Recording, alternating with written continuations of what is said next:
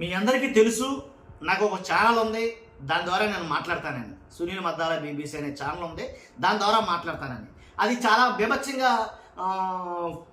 Move అవుతుంది. ఆ విషయంలో ఎలాంటి డౌట్ లేదు. ఎందుకంటే బాగా వైరల్ అయింది ఛానల్ కూడా. కాబట్టి దాంట్లో 1,00,000 మంది పైగా సబ్స్క్రైబర్లు ఉన్నారు. ఆ ఛానల్కి ఇప్పుడు ముప్పు వాటిల్లే పరిస్థితి అయితే ఏర్పడిందేమో అని నాకు అనిపించింది. ఎందుకంటే ఎక్కువగా అంటే జగన్కి సపోర్ట్ చేస్తున్నాను అని అనుకుని చాలామంది కూడా రిపోర్ట్లు కొట్టడం అయితే జరిగింది. కాబట్టి ఆ ఛానల్ డిలీట్ అయిపోయే ప్రమాదం ఉంది అని అనిపించింది. కాబట్టి నాకు తెలిసిన కొంతమంది నా ఫ్రెండ్స్ కానీ అలాంటి వాళ్ళు చెప్పింది ఏంటంటే, ఖచ్చితంగా అది డిలీట్ అయిపోయేది పోతే కనుక నీకు ఒక ఆల్టర్నేటివ్ ఇంకో ఛానల్ ఉండాలి కదా, కాబట్టి ఇంకో ఛానల్ ప్రారంభించు అనేది చెప్పడం అయితే జరిగింది. అందుగురించే నేను ఈ ఛానల్ ద్వారా మీ ముందుకు రావాలని ఆశపడుతున్నాను. అంటే అంతకుముందు 5 ఏళ్ల పాటు ప్రభుత్వంలో అధికారంలో ఉన్న జగన్మోహన్ రెడ్డి గారిని ఇప్పుడు ఎలాగైతే చంద్రబాబు నాయుడు గారి ప్రభుత్వాన్ని అడుగుతున్నానో అలాగే జగన్మోహన్ రెడ్డి గారి ప్రభుత్వంలో కూడా ప్రశ్నించాను. అడిగాను. నేను తప్పు జరిగితే కనుక నిగ్గదీశాను. జగన్మోహన్ రెడ్డి గారిని కూడా వదిలిపెట్టలా, మాట్లాడాను. కానీ అప్పట్లో నాకు ఇలాంటి ఎఫెక్ట్ కానీ ఇలాంటి భయం కానీ ఏం కనిపించలా. ఇప్పుడైతే కనుక అదే విచిత్రం అర్థం కాలేదు కానీ రకరకాల ఇబ్బందులు. కాబట్టి ఈ ఛానల్ స్టార్ట్ చేయడానికి గల కారణం కూడా అదే, మెయిన్ కారణం అదే. కాబట్టి అందువల్ల ఈ ఛానల్ ద్వారా నేను మీ ముందుకు వచ్చాను. ఇప్పుడు అడగటం తప్పు అయితే కనుక ఇంకా ప్రజాస్వామ్యం బ్రతుకున్నట్టు కాదు. అడగటమే తప్పు అయితే కనుక ప్రజాస్వామ్యం లేనట్టే, చచ్చిపోయినట్టే. దాంట్లో ఎలాంటి డౌట్ లేదు.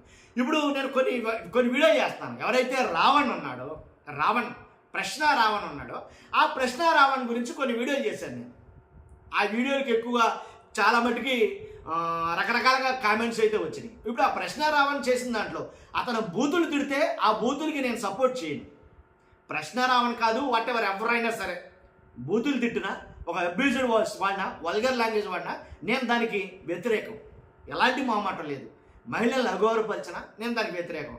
రావణ్ ఎన్ని చేశాడంటే కనుక ఆయన అవన్నీ ఏం చేయలే. ఏదైతే పవన్ కళ్యాణ్ గారు వైఎస్ఆర్సీపీ నాయకుల్ని ఎరా నా డాషు ఇలాగ నా భాష లా భాష ఇలా కొన్ని భాషలు అయితే కనుక మాట్లాడారో దాన్ని ఇతను మాట్లాడాడు. చీల్చేస్తాను, పేక బిసికేస్తాను, ఇలా మాటలు కొన్ని వ్యాఖ్యలు పవన్ కళ్యాణ్ గారు చేశారో అవే ఈయన ఎత్తుకుని మాట్లాడటం అయితే జరిగింది. ఇంకొన్ని ఎక్స్ట్రాగా కూడా మాట్లాడాడు. దానివల్ల ఇబ్బంది అయితే పట్టడం జరుగుతుంది. కానీ నేను అడిగింది ఏంటంటే, అతను ఎవరి తరపున స్టాండ్ తీసుకుని మాట్లాడాడు. దళితులకు అన్యాయం జరిగితే అక్కడికి మైకట్టుకుని వెళ్ళిపోయాడు. క్రైస్తవులకు అన్యాయం జరిగితే అక్కడికి మైకేసుకుని వెళ్ళిపోయాడు. కాబట్టి ఇలాంటి వాటిల్లో సామాజిక ఏవైతే కార్యక్రమాలు ఉన్నాయో కులాలకి మతాలకు అతీతంగా కొన్ని కార్యక్రమాలు అయితే చేశాడో, కొన్ని వీడియోలు చేశాడో, అది గురించి నేను సపోర్ట్ చేశాను. తప్పేం లేదు దీంట్లో. ఎవరి అభిమతం వాళ్ళకి.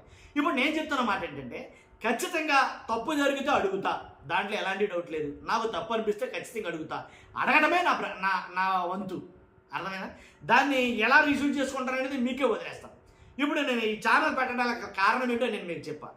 కాబట్టి చూస్తున్న మీరు అందరూ కూడా ఈ ఛానల్ని ఉద్దేశించి ఖచ్చితంగా ఫస్ట్ అయితే కనుక కొత్తగా మన ఛానల్ చూస్తే కనుక మ్యాక్సిమం లైక్ చేయండి, సబ్స్క్రైబ్ చేయండి. నన్ను ఎంకరేజ్ చేస్తారని ఆశిస్తున్నాను. Thank you very much.